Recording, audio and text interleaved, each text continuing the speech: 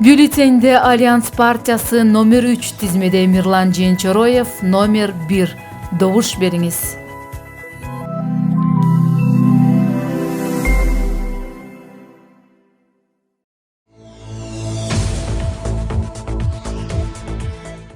Кыргыз Республикасынын президенти Садыр Жапаров бүгүн 6 ноябрда Чүй облусунун Кемин районундагы Кемин шаарында мультидиагностикалык мобилдүү клиниканын ачылыш аземине катышты. Мамлекет башчысы жүк ташуучу унааларга орнотулуп 8 бөлүктөн турган мобилдик клиниканы карап чыкты. Алар медицина кызматкерлерине жашоо шартын жана иштөөсүн толук камсыздаганга ылайыкталып жабдылган.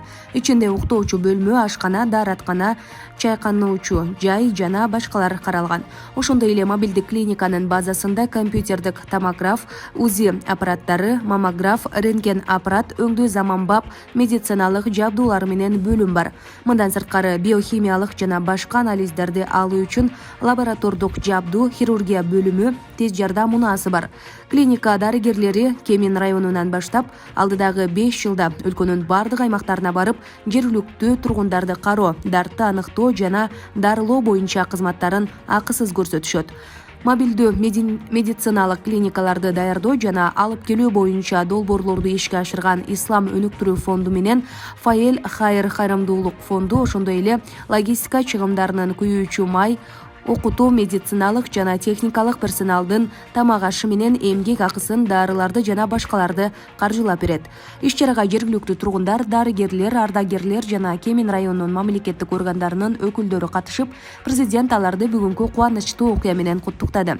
Садыр Жапаров белгилегендей, мамлекет биринчи кезекте өлкөнүн жарандарынын саламаттыгын сактоого кам көрүшү керек.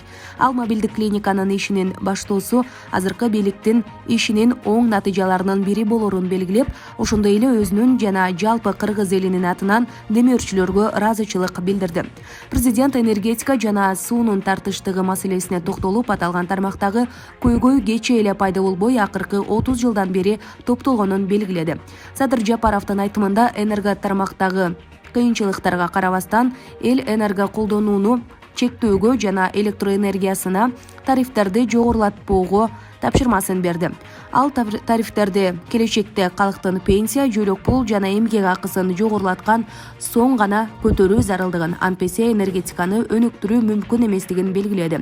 Мамлекет башчысы кошумчалагандай, өлкөдө бир нече ГЭСтин курулушу башталды жана 2025 жылга энергетикалык каатчылык жоюлат. Аны менен бирге мамлекет башчысы Кемин районунун тургундарынын пенсияларды жогорулатуу, азык-түлүктөрдүн сапатына тийиштүү көзөмөл орнотуу, салык органдарынын чакан ишкерликке басым жасоосу, спорттук комплексти куруу жана башка маселелерге байланыштуу суроолоруна жооп берди.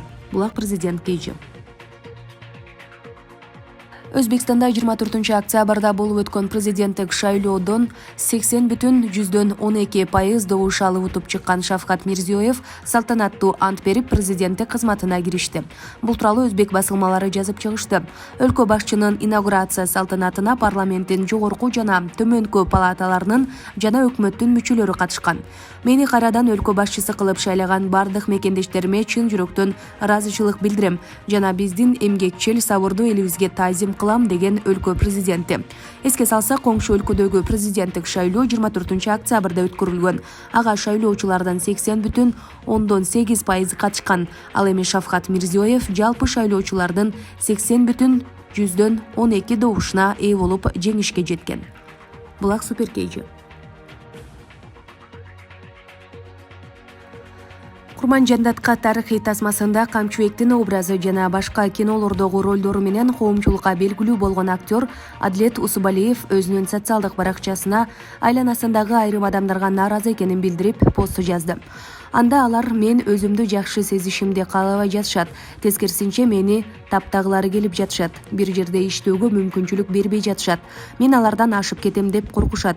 Менин ар бир каталарыма көз салышат. Алар өзүмө-өзүм кол салуумду каалап жатышат. Милицияны да сатып алышты. Көрө албастар. Мага жардам бериңизчи. Прокуратурага, жогорку сотко кайрылам деп белгилеген. Актёр суперкейжи порталына бул тууралуу айтып берди. Азыркы жылдары жашоомдо көп өзгөрүүлөр болду. Бир нече жыл мурун театрда айлык акы жетишсиз болгондуктан Тумар радиосунда иштеп калдым. Орто жолдо радиодон кетип, кайра кайтып келгенден кийин көрө албастыктар башталды. Кыскасы, ал жерден жетекчи жетекчим Алексей Сидоров экөөбүздүн ортобузда пикир келишпестик чыгып иштен кеттим. Бирок ал мени жөн койгон жок. 1 жылга жакын басым кылып, кесиптештериме жаман көрсөттү десем болот. Андан кийин чыгармачылыгымды улантуу максатында асман вокалдык сынакка катыштым. Сынактын негиздөөчүсү Дарика Асылбашева мурунку жетекчим менен ортобузда болгон нерсени билбей туруп, Алексей Сидоров мага кандай мамиле кылса, ал да ошондой терс мамиле жасай баштады. Буга мурунку жетекчим Сергейдин сүйлөгөнүн Асман долбоорунун 3-турунда пародия кылып чыкканым себеп болду. Негизи Асман долбоорунун ичинде көп интригаларга туш болдук. Алардын баарын айтып отурууга негиз жок. Сынактын 3-этабында долбоордун алып баруучусу экөөбүздүн ортобузда кичине пикир келишпестик орун алды. Ага деле анча маани берген эмесмин. Бул менин жашоомдогу өзгөчө жаңылык болгондуктан туугандарымды жана досторумду эфирге конок катары чакыргам. Алар келбей койгондуктан Instagram баракчама баарыңыздарга рахмат деп пост жазгам. Аны Дарика Асылбашева окуп алып өз дарегине кабыл алган окшойт. Ага маселени айтып түшүндүрө алган жокмун. Ошондон тарта экөөбүздүн мамилебиз солгундай баштады.